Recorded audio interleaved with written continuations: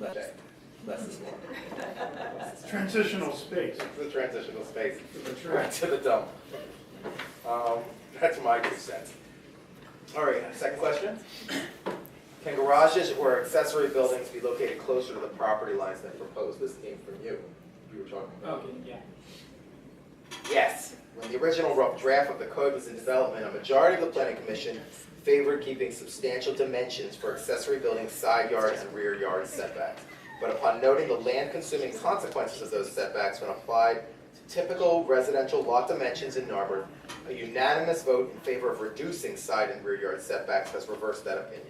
The Planning Commission recommends that setbacks allow enough room for a standard lawnmower and for the erection of a ladder or narrow scaffolding to facilitate building maintenance so that greater area can thus be available in the side and rear yards of the property for recreation, gardens, and other important backyard uses. The 3-foot side and rear setbacks are recommended. 3-foot side and rear setbacks are recommended in the 3rd lot layer, pending compliance with dimensions mandated in the building code for fire separation between adjacent structures.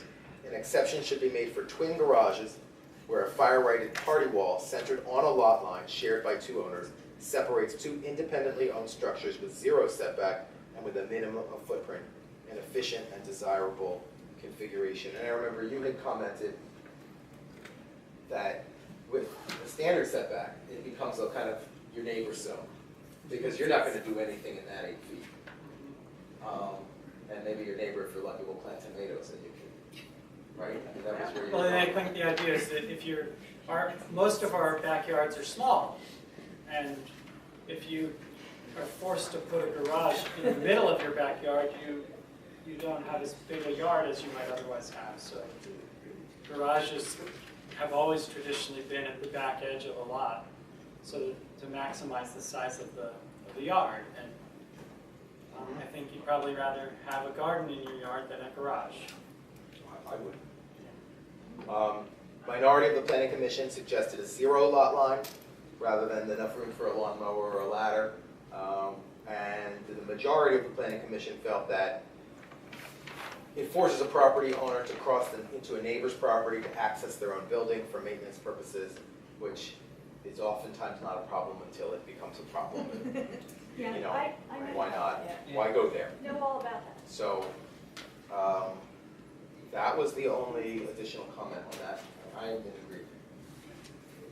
So that one is a recommendation rather than one county.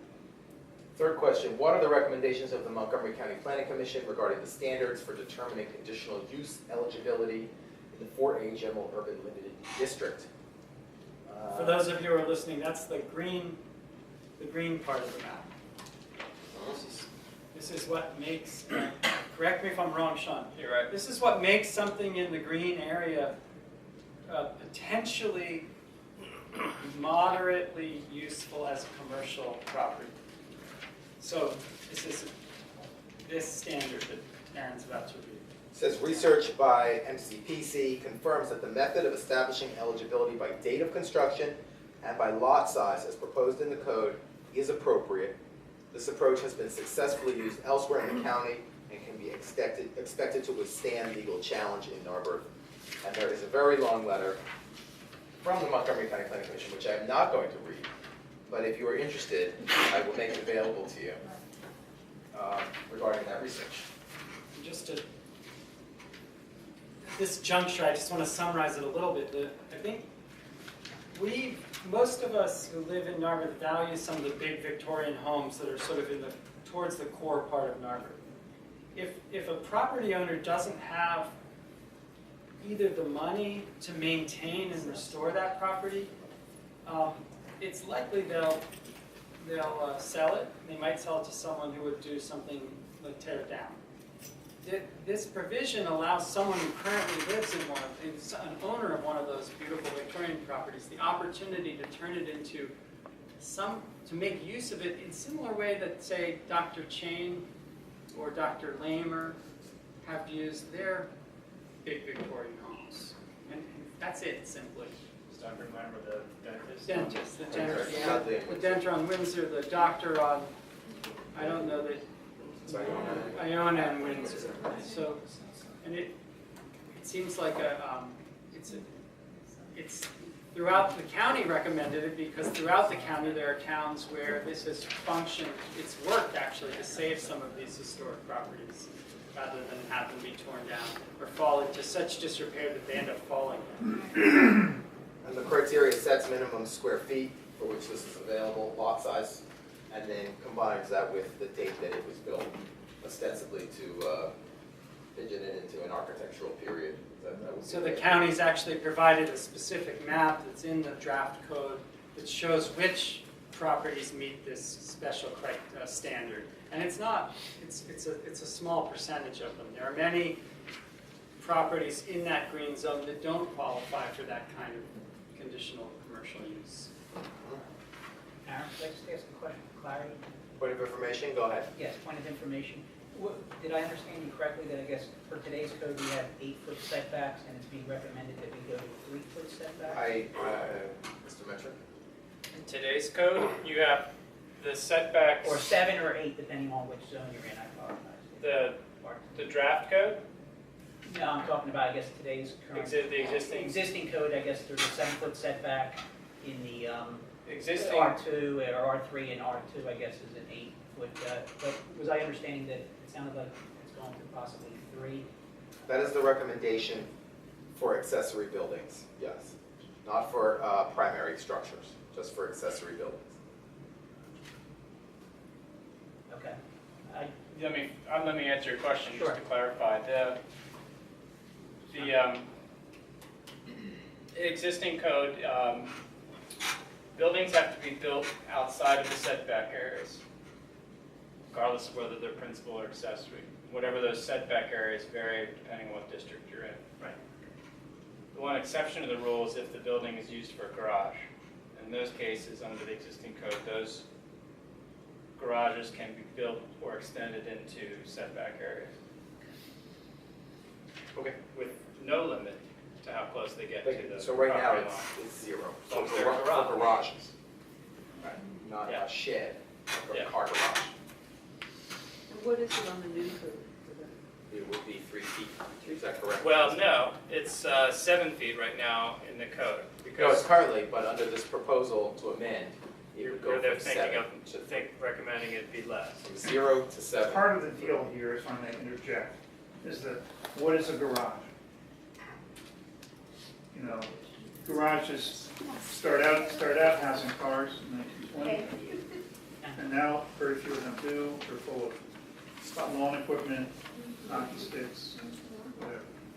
So this way, if it's 3 feet, regardless of the use to which it is put, consistent with, as I said earlier in the text there, consistent with the building code requirements, which may spread them further apart depending on what your neighbors. These would include garden sheds, wood sheds, Workshops, trash can sheds. What was the reason for making it from, 7 feet to 3 feet? Yeah. The reason, again, let me find the right line. So that greater area can be made available in side and rear yards for recreation, gardens, and other important backyard uses. Oh, so you have more yard. You have more yard rather than kind of a dead zone, you know, a little channel between the edge of your property and your garage. Is there a limit to how high those now structures can go? Because that will, Yes. of course, impact your There is, and that's in the code, but it's not part of any recommended amendment. Question 4. What are the criteria for determining what a civic institutional building is, and does the map accurately depict them all? The criteria include whether a given building was originally constructed to serve a civic or institutional purpose, it is still whole and identifiable, and that is it. Those are the 2 criteria. Turn the page, was expecting more. To illustrate the Methodist Church, now Elm Hall, was originally constructed to serve an institutional purpose and is still present in its original form despite change of use and therefore qualifies. On another hand, the old YMCA, originally built to serve an institutional purpose, is substantially buried within new construction and is no longer discernible as a discrete structure, and so it does not qualify. The Planning Commission considers that the former convent of St. Margaret's Church, also known as Mr. Weissport's home, now a residence, qualifies under these criteria and recommends that it be included among the identified civic institutional buildings indicated on the map on page 95, because it is still. That's all we got. I am in support of all of those amendments. The question is, how do we present these to council?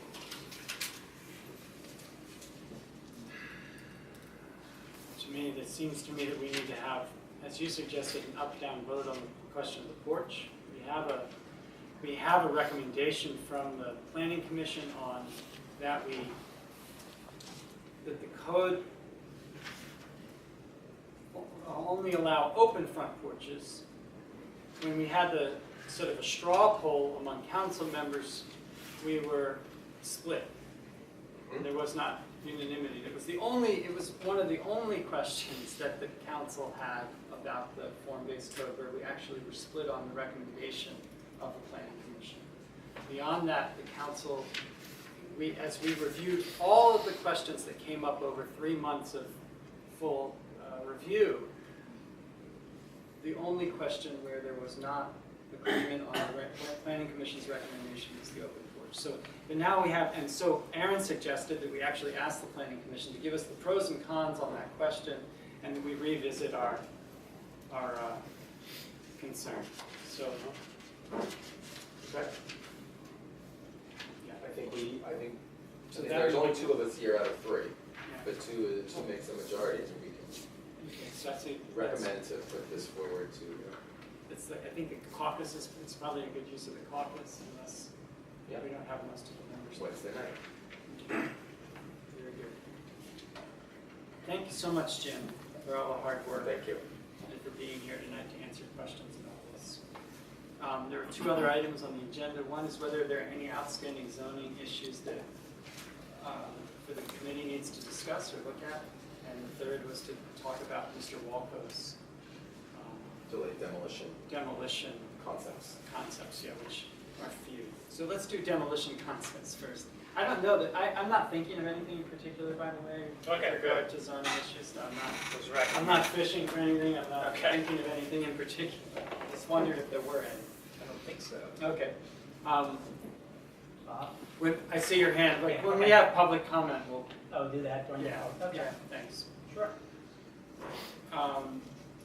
So let me see if I can summarize the 2-paragraph email that I got from Mr. Walco, basically, and I think hopefully you were copied on this as well, Sean. I can find it. I don't think I was.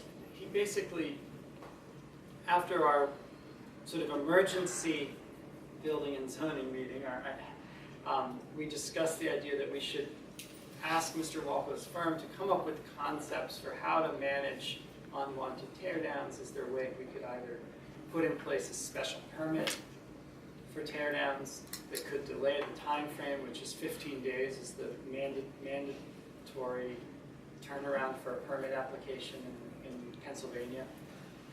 Whether we could prohibit and have a prohibition on them completely.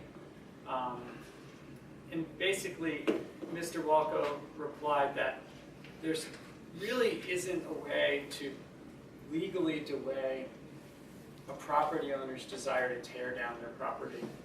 If they file a permit, they're legally within their rights to do that in the Commonwealth of Pennsylvania. We can delay them by 15 days under the law, which would give the office time to notify the neighbors, which we kind of have an agreement that the office now will notify neighbors if a property is going to be torn down by the owner, and if a permit of that nature is filed. But basically, the short answer is there is nothing. The state doesn't give us a lot of tools. We don't have any tools to do that. In other states in the nation, they do have this latitude. I mean, what we could look at in the future is whether or not we want to have some kind of historic preservation distinctions that could prevent some properties from being torn down. I'm not. Yeah. Well, I think, notification, even if it is only basically 2 weeks, is a lot better than none, and will go a long way, right? So, yeah. And that can go, that concern over demolition goes both ways. It's not always us trying to keep track of everything. I've had neighbors of a property that are concerned about how it's going to be demolished contact us, and it has set up a group of people I can communicate with. So it can go both ways, that communication. That's been helpful for me, because now I can anticipate the contractor coming in for the permit, and now I know who I need to talk to right away and get the word out, so that's important. That works too, it goes both ways. Mr. Cromwell is waving the form-based code draft at me, so I'll give him a plug, which is to say that the code, if passed, would limit the mass of buildings, the internal square footage to some extent, yes. And a lot of other things too. It would make it a lot less attractive to rip down a building and build the sort of thing that we have seen in the last 4 to 5, 6 weeks, which have prominent garages. There will be more of those. Yeah. There will be the controls that we feel will reflect the character, the texture of the residential community that exists here now, which I believe everyone, if you ask, will vote in favor of doing. So it can't prevent somebody from tearing a building down, but it'll make them jump through the hoops that we have presented to them, not that they create for themselves. Did you say there Our wouldn't be hoops. front-facing garages? There won't be no front-facing garage. So that's under the code, that would not be okay. Now, under this code. I know, but See, there are no front-facing garages on this level of the street. And as soon as you, I mean, I don't want to get into making a big pitch, but as soon as you add a front-facing garage for the car that no one is actually, only 5% of Americans are going to park in,